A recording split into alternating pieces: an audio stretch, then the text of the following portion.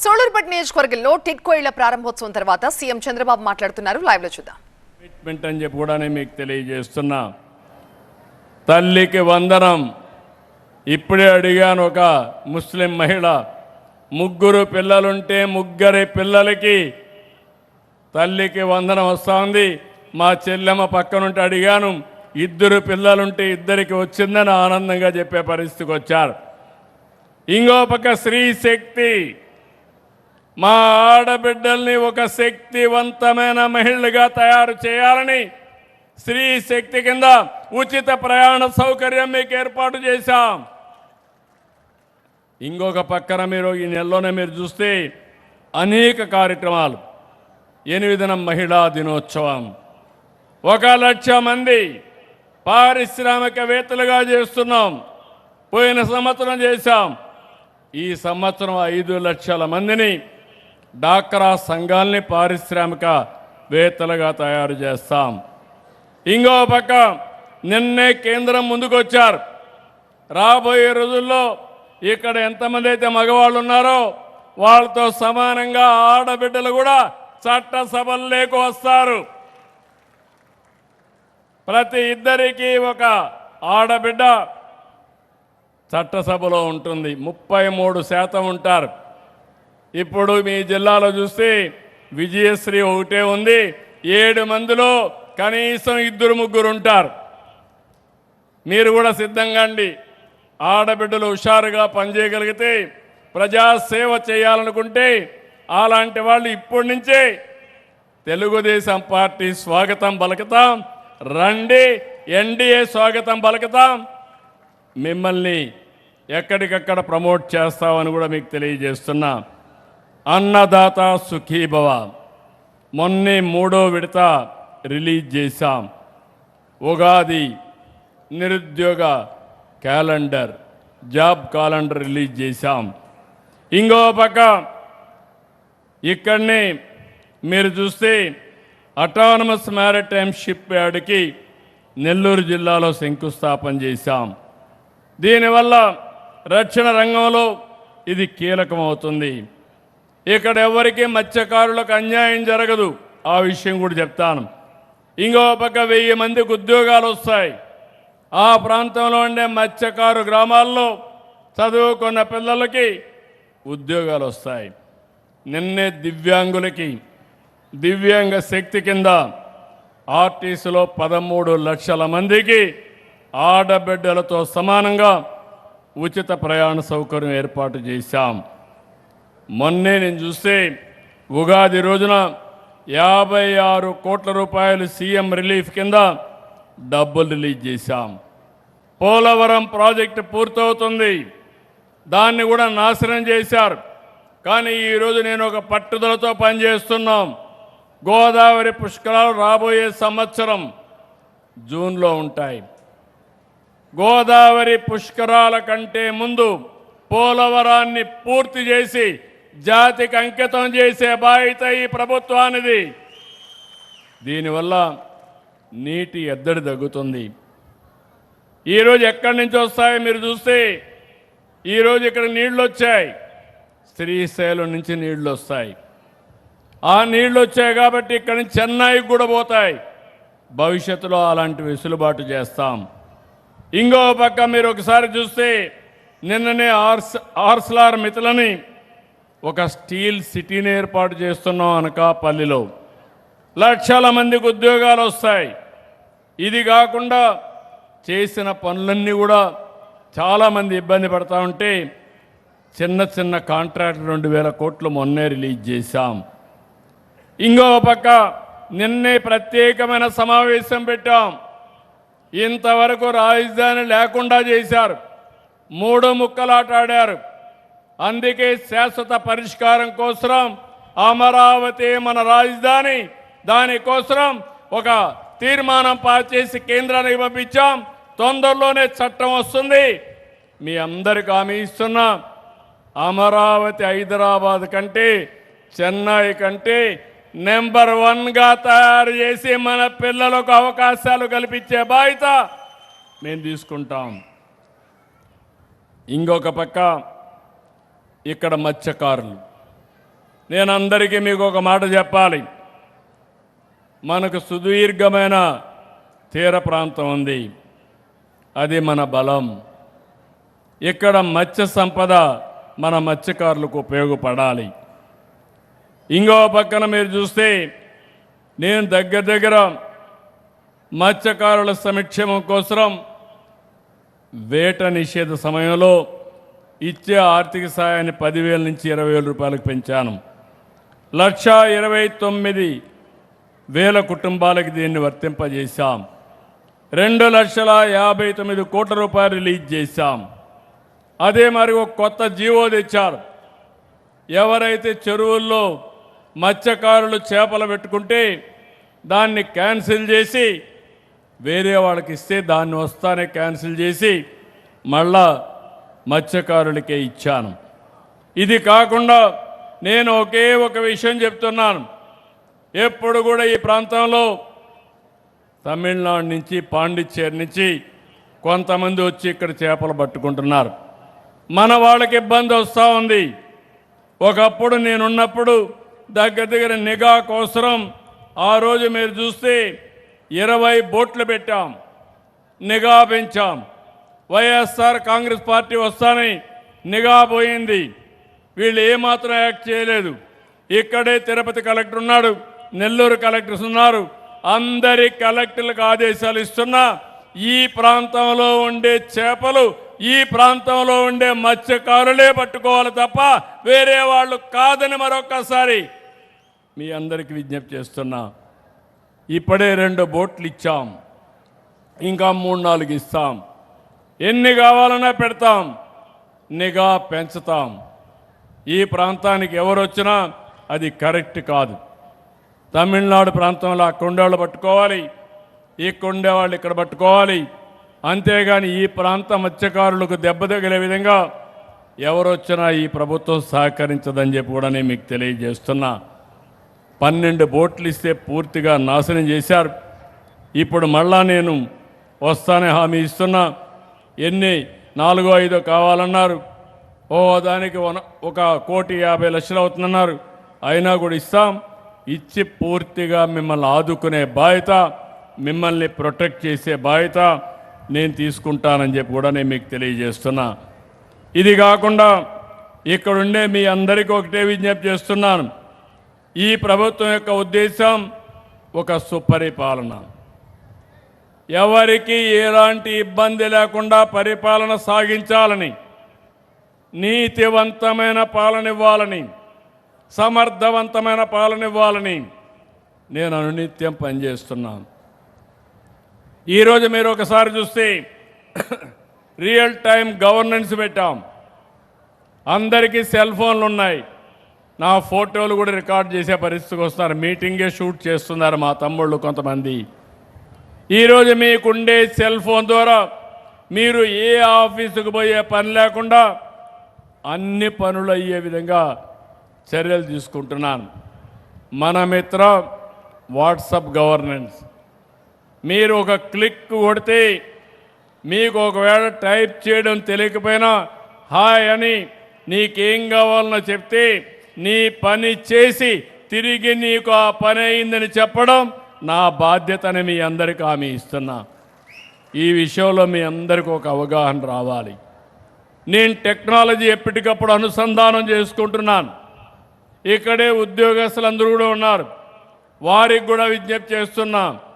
మనం నష్టపోయాం, రాష్ట్రం నష్టపోయింది. మీకు కూడా ఒకప్పుడు జీతాలు 1వ తారీఖు రాకపోతే 1వ తారీఖు జీతాలు ఇచ్చే పరిస్థితికి వచ్చామంటే అడ్మినిస్ట్రేషన్ని స్ట్రీమ్లైన్ చేశాం, పరిపాలన ఘాట్లో పెట్టాం. ఈరోజు మీరు నేను కలిసి ఈ రాష్ట్రాన్ని పూర్తిగా ముందుకు తీసుకుపోవాల్సిన అవసరం ఉంది. అందుకే ఏ పని జరిగినా 1వ తారీఖు మీకు పింఛన్ ఇస్తున్నాం.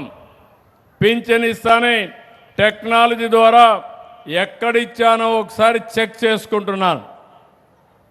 ఆన్లైన్లో వచ్చేస్తుంది, ఫోన్లో ఎక్కడిచ్చాడు అవన్నీ వచ్చేస్తాయి. అది అయిన తర్వాత మళ్ళా మీకు ఒక మెసేజ్ పంపిస్తున్నాను. ఇచ్చిన అధికారి గౌరవంగా చూశాడా, లేకుంటే ర్యాష్గా మాట్లాడా, లేకుంటే ఏమైనా లంచాలు అడిగాడా, ఇలాంటివన్నీ అడుగుతున్నా. అంటే దీని ఉద్దేశం చాలామంది బాగా పనిచేస్తున్నారు, వాళ్ళని అభినందిస్తున్నాం. ఎవరైతే సరిగా పని చేయరో వాళ్ళ దగ్గర పని చేయించడం ఒక ముఖ్యమంత్రిగా నా బాధ్యతని మరొక్కసారి మీ అందరికీ విజ్ఞప్తి చేస్తున్నా. ఈరోజు ఇక్కడికి వచ్చినప్పుడు ఒక 44 సర్వీసులు, ఒక ఉదాహరణ చెప్తున్నా ఈ ప్రభుత్వం ఎట్లా పనిచేస్తుందని.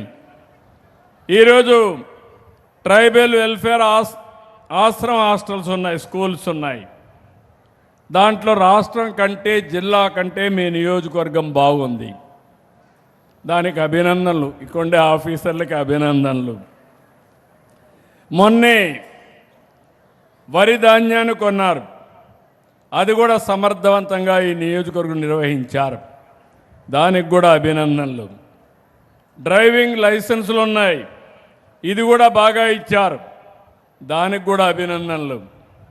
ఇరిగేషన్ అంటే నీటి ఎద్దడి లేకుండా చేయడానికి అన్ని చెరువుల్లో రిజర్వాయర్లో నీళ్లు పెట్టి సకాలానికి నీళ్లు అందించారు. దానిలో చూస్తే మాత్రం జిల్లా కంటే ఇక్కడ తక్కువగా ఉన్నారు. ఇంకో పక్కన సోషల్ వెల్ఫేర్ హాస్టల్స్ ఉన్నాయి, జిల్లాలో బెటర్గా ఉంది, ఇక్కడ సరిగా లేదు. ఇక్కడే ఆఫీసర్ నోట్ చేసుకోవాలి, మీరు నోట్ చేసుకొని కరెక్ట్ చేసుకోవాలి. ఒకవేళ ఇన్ఫ్రాస్ట్రక్చర్ బాగా లేకపోతే కరెక్ట్ చేసుకోండి, దానికి అవసరమైతే పై అధికారులు దృష్టి తీసుకురండి, కలెక్టర్ దృష్టికి కూడా తీసుకురండి. యూరియా అంతా కూడా జిల్లాలో పెద్ద ఇబ్బంది లేదు, ఇక్కడ కొద్దిగా ఇబ్బంది ఉంది. Tribal welfare hostels and residential school చూస్తే బెటర్గా ఉన్నాయి. ఆర్ఓఆర్ ఇష్యూ చేయడంలో కొద్దిగా మైనస్ ఉంది, గుర్తుపెట్టుకోవాలి, దాన్ని ఇంప్రూవ్ చేసుకోవాలి. శాండ్ విషయంలో జిల్లా కంటే ఇక్కడ మెరుగ్గా ఉంది, ఎందుకంటే స్వర్ణముఖి ఇక్కడే పోతుంది, ఇసుక ఉంది, ఇసుక తీసుకోవడం ఈజీ అయింది, దీనివల్ల మెరుగైన ఫీడ్బ్యాక్ వచ్చింది. ఇంకో పక్కన మీరు చూస్తే అన్నిటికంటే రిజిస్ట్రేషన్ డిపార్ట్మెంట్ నాకు తెలియదు, కానీ ప్రజలు మీకు అనుకూలంగా ఓటు వేయలేదు కాబట్టి ఇక్కడ చాలా లోపాలు ఉన్నాయి రిజిస్ట్రేషన్లో. కలెక్టర్కి కూడా చెప్తున్నా, మొన్నే ఆదేశాలు ఇచ్చా, డెఫినెట్గా దీన్ని కరెక్ట్ చేసుకోవాల్సిన అవసరం ఉంది. ఇక్కడ రిజిస్ట్రేషన్ డిపార్ట్మెంట్కి ఓటే కోరుతున్నా, ఒక్క రూపాయి అవినీతి ఉండడానికి వీలు లేదు, ఒక్క నిమిషం ఆలస్యం కావడానికి వీలు లేదు. ఈరోజు అన్ని ఆన్లైన్లో ఉన్నాయి. మీ బాధ్యత వచ్చిన వాళ్ళకి వచ్చినట్టు టోకన్లు ఇచ్చి ఇమ్మీడియట్గా రిజిస్ట్రేషన్ చేసి రిజిస్ట్రేషన్ డీడ్ కూడా వాళ్ళ చేతుల్లో పెట్టి పంపించే బాధ్యత మీదని మరొకసారి మీకు విజ్ఞప్తి చేస్తున్నాను. ఇలాంటివి ఎందుకంటే మన ప్రవర్తన మారాలి.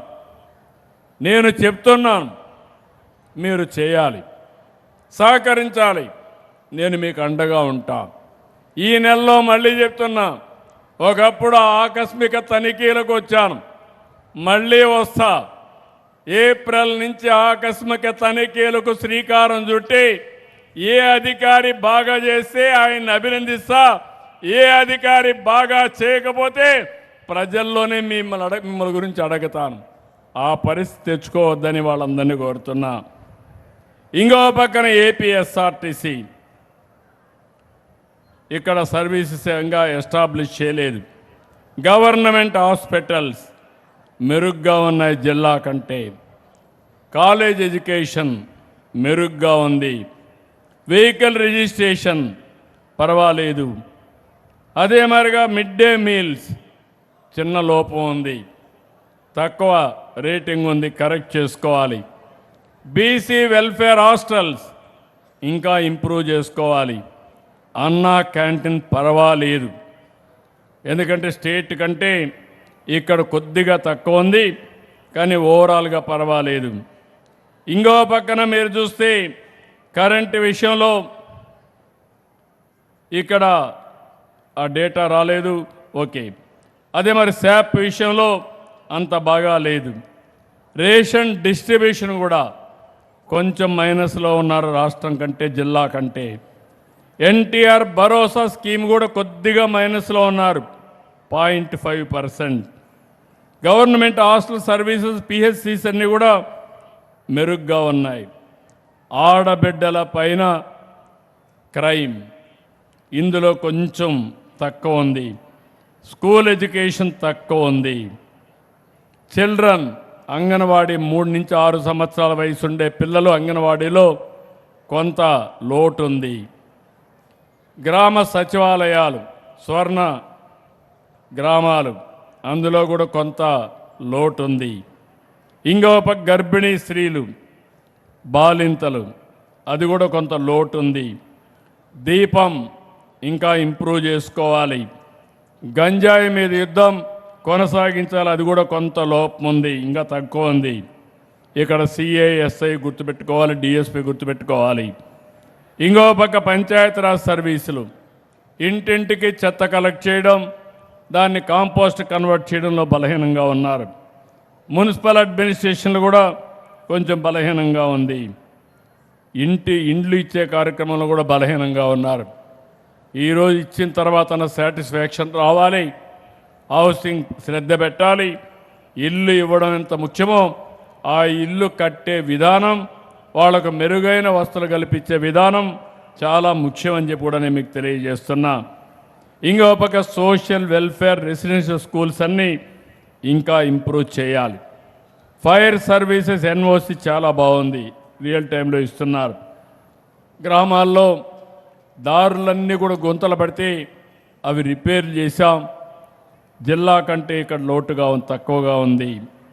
వీధి దీపాలు కూడా అక్కడక్కడ రిపోర్ట్ సరిగా రాలేదు. ఇంకో పక్క బీసీ వెల్ఫేర్ రెసిడెన్షియల్ స్కూల్స్ కూడా అంత బాగా లేవు, దాన్ని కూడా ఇంప్రూవ్ చేయాలి. ఎఫ్ లైన్ బాగుంది, ఇంకో పక్క రీసర్వే బాగా ఉంది. నేను ఎందుకు ఈ విషయాలు చెప్తున్నానంటే, నేను రాబోయే రోజుల్లో ఒక ట్రాన్స్పరెంట్, ప్రజల్లో ఎప్పటికప్పుడు సమాచారం తెప్పించి ఆ సమాచారానికి అనుగుణంగా గవర్నమెంట్ రన్ చేస్తున్నాను. పార్టీలో కూడా ఇదే చేస్తున్నాం. మీరు ఈ విషయం గుర్తుపెట్టుకోవాలి. విజయశ్రీ బాగా చేయకపోతే విజయశ్రీ బాగా పనిచేయలేదని మొహమాటమే లేదు, నిర్మోహమాటంగా చెప్తానని మీ అందరికీ విజ్ఞప్తి చేస్తున్నా. ఒక ప్రజాప్రతినిధులు, ఒక అధికార యంత్రాంగం, మనం అందరం కలిసి సమిష్టిగా పనిచేయాలి. ప్రజలు మెచ్చే పాలన ఇవ్వాలి. అంతేగాని మన ఇష్ట ప్రకారం మనం పనిచేస్తే దానివల్ల నష్టం వస్తుంది. ఈరోజు ఇన్ని సంక్షేమ కార్యక్రమాలు ఇస్తున్నాం, కష్టాలున్నాయి, ఇబ్బందులున్నాయి. ఆ రోజు మీరందరూ కూడా ఒక నిర్ణయం చేశారు. ఆ నిర్ణయం ఎన్డీఏని గెలిపించాలని. ఆ నిర్ణయమే మన పాలిట సంజీవనిగా తయారైంది. కేంద్రం కూడా సహకరిస్తున్నారు. ఈరోజు కేంద్రం పూర్తిగా సహకరించకపోతే నేను ఎంత ఆలోచించినా, ఎంత అనుభవం ఉన్నా, ఎంత తెలివైన వాడినన్నా, ఏమాత్రం డబ్బులు ఇంధనం లేకపోతే బండి కదలదు. ఈ విషయం మీరు గుర్తుపెట్టుకోవాల్సిన అవసరం ఉంది. ఆ రోజు మీరు ఒక విజ్ఞతతో చేశారు, ఒక నిర్ణయం చేశారు. 94% గెలిపించారు. ప్రతిపక్షానికి ప్రతిపక్ష హోదా లేకుండా చేశారు. ఇప్పుడు ఆయన వచ్చి నన్ను అడుగుతున్నాడు, మాకు ప్రతిపక్ష హోదా ఇమ్మని. నేనెవరు ఇవ్వడానికి? ప్రజలు మెచ్చితే మీకు ఇస్తారు, రేపు కూడా ఓట్లేస్తారు. ఓట్లేయకపోతే మీరు కూడా ఎమ్మెల్యే గారు. ఆ విషయం గుర్తుపెట్టుకోవాల్సిన అవసరం ఉంది. ఏదో విధ్వంసం చేయడం, ఒకప్పుడు తీవ్రవాదులు ఉండేవాళ్ళు, అడవుల్లో ఉండేవాళ్ళు, ఇప్పుడు ఆ సమస్య కూడా పోయింది. బెదిరించేవాళ్ళు, బెదిరించి మనం కానీ వినకపోతే ఎప్పుడో రాత్రులు వచ్చి చంపేసి వెళ్ళిపోయేవాళ్ళు, కొట్టేసి వెళ్ళిపోయేవాళ్ళు, భయభ్రాంతులు చేసేవాళ్ళు, హిట్ అండ్ గో. నా పైన కూడా మీరు చూశారు 2003లో. మీరు చేసేది తప్పని చెప్పాను, ఇది ఆమోదయోగ్యం కాదని చెప్పాను. కాడా నా మీదనే 23 క్లేమోర్ మైన్లు బ్లాస్ట్ చేసి సాక్షాత్తు వెంకటేశ్వర స్వామి దిగొచ్చి నాకు ప్రాణభిక్ష పెట్టాడు. ఇది పునర్జన్మ తప్ప ఇంకోటి కాదు. అలాంటి వెంకటేశ్వర స్వామిని అప్రతిష్ఠ చేయాలని, అపచారం చేయాలని, అక్కడ కల్తీ నెయ్యి, కల్తీ వ్యవహారాలు ఒకటి కాదు, అడిగితే ఎదురుదాడి, ప్రతిరోజు దేవునికి అపచారం జరిగేట్టుగా ఎక్కడికక్కడ ప్రచారాలు చేయడం. నేను నమ్మిన దేవుడు, మా ఇంటి కులదైవం, నాకు ప్రాణభిక్ష పెట్టినటువంటి దేవుడికి అన్యాయం చేస్తే మాత్రం ఎవరిని వదిలిపెట్టనని మరొకసారి మీ అందరికీ హామీ ఇస్తున్నా. ఇలాంటివన్నీ చాలా జరుగుతున్నాయి. రాజకీయాల్లో ఉండే మనం గుర్తుపెట్టుకోవాల్సింది, వీలైతే మంచి చేయాలి, చేత కాకపోతే గమ్మునుండాలి. చెడు చేయడం అనేది మంచిది కాదు, విధ్వంసం అనేది మంచిది కాదు. అలాంటి విధ్వంసకారుల్ని మనం కూడా గుర్తుపెట్టుకోవాల్సిన అవసరం ఉంది. ఎవరు కూడా 45 సంవత్సరాలు 48 సంవత్సరాలు ఉన్న రాజకీయాల్లో రేపు 28కి 50 ఏళ్ళు అంటే సుదీర్ఘమైన రాజకీయ జీవితం. అది వచ్చిందంటే 4వసారి ముఖ్యమంత్రి అయ్యారంటే మీ అందరి దయ, మీ అందరి ఆశీస్సులు, మీ అందరి సహకారం. అలాంటిది నేను ఎప్పుడూ తప్పే చెయ్యను. అలాంటి నిన్నే 44వ సంవత్సరం తెలుగుదేశం ఆవిర్భావ దినోత్సవం జరుపుకున్నాం. అలాంటి నన్ను కూడా జైల్లో పెట్టారంటే ఇంకా మామూలు వాళ్ళ కథ ఏంటని అడుగుతున్నా. 5 ఏళ్ళు. ఈరోజు నేను ఒకటే చెప్తున్నాను, మీరు ఏదైనా ప్రభుత్వం తప్పు చేసి చెప్పండి, దానికి సమాధానం చెప్తాం. కానీ కావాలని సోషల్ మీడియా ఉందని, పేపర్ ఉందని, ప్రజలకు నష్టం జరిగే విధంగా, ప్రజల్ని కించపరిచే విధంగా, క్యారెక్టర్ అసాసినేషన్ చేసే విధంగా ప్రచారం చేస్తే కరెక్ట్ కాదు. ఒక ఆడబిడ్డ ఇంట్లో నుంచి బయట వస్తే ఆ అమ్మాయి మీద అసభ్యంగా పోస్టర్లు పెడితే ఆ బిడ్డ తట్టుకోగలుగుతున్నాను అడుగుతున్నా. ఇంట్లో వాళ్ళు ఏమంటారని అడుగుతున్నా. సమాజం ఏ విధంగా చూస్తుందని అడుగుతున్నాను. ఇదే నా బాధ్యతను అడుగుతున్నా. ఇలాంటి కార్యక్రమాలు చాలా ఉన్నాయి. నేను ఒకటే మిమ్మల్ని కోరుతున్నా, సూళూరుపేట ఎప్పుడు కూడా తెలుగుదేశం పార్టీకి కంచు కోట. ఒకప్పుడు ఎప్పుడు మనమే గెలిచేవాళ్ళం. ఇటీవల కొద్దిగా దారి తప్పింది.